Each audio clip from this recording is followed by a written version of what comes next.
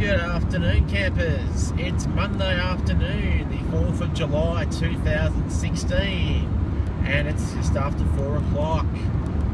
You are with me, and we are currently travelling on the Old Western Highway, otherwise known as Remembrance Drive, and the Avenue of Honour, just west of Ballarat, Victoria. It's about 13 degrees, it's a little bit drizzly outside, and quite overcast. A typical winter's day, as you would talk about. Now, this is just a bit of a trip down towards Lucas on this whole highway,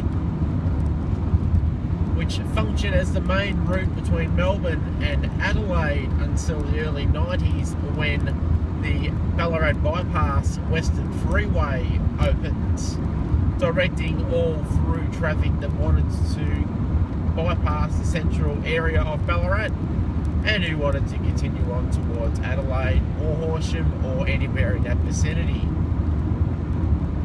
Now, on the weekends, we had 6 games of AFL football, highlighted by the Western Bulldogs, Footscray defeating the Sydney Swans in Sydney by 4 points, matching their win last year up at the SCG as well. It was a win that gave the Bulldogs their 10th win of the season and moved them to within percentage and a game of top spot. Hawthorn currently leads the ladder with 11 wins, and there's a glut of sides on 10 wins, with the West Coast Eagles on 9 wins, currently occupying 8th place in the AFL ladder.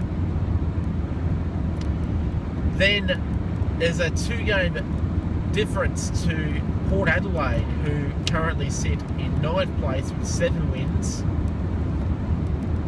And then another glut of teams with 6 wins and 8 losses, including Richmond and Collingwood, and of course Carlton, who I support and who fell on the weekend to Collingwood in a game where Jack Silvani, son of Carlton legend Stephen Silvani, who played 300 plus games for the club, and whose father Sergio played in the 1968 and 70 premiership sides of Carlton, made his debut wearing the long sleeve number 2.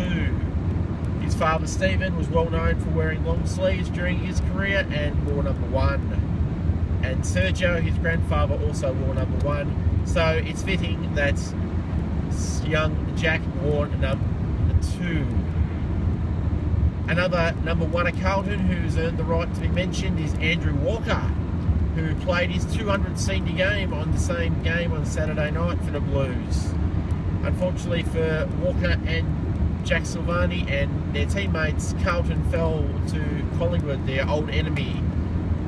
Carlton kicked 6 goals for the game, Collingwood kicked 8 in a low-scoring game in front of more than 50,000 at the MCG. It's fair to say both teams will not be playing finals this season, but the Blues have much improved on last season, while Collingwood arguably have disappointed for much of the year. But there are a number of promising young players in their team who will get better with experience.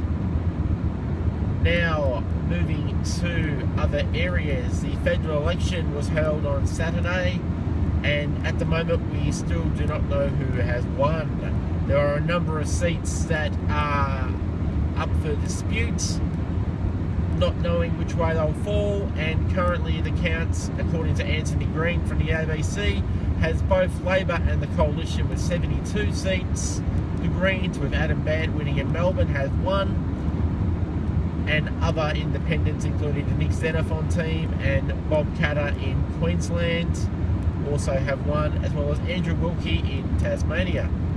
So it'll be a while before postal and absentee votes are able to be counted, and therefore basically let us know who has won the election and who will be governing this country.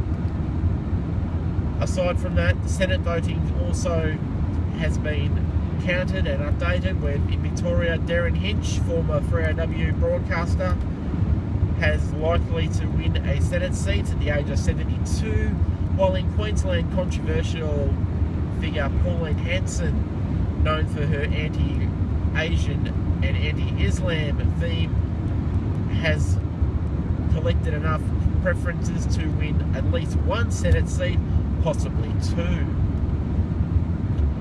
The Greens have picked up 9 seats, it seems, nationally, which may be a drop of 1. But overall, the Senate reforms, where voters got to choose at least 6 numbers above the line or 12 below the line, has dictated not much change in terms of crossbenchers from where parties would choose who their preferences go to, as opposed from the elector, which it should have always been, in my view, and I have no arguments against the reforms.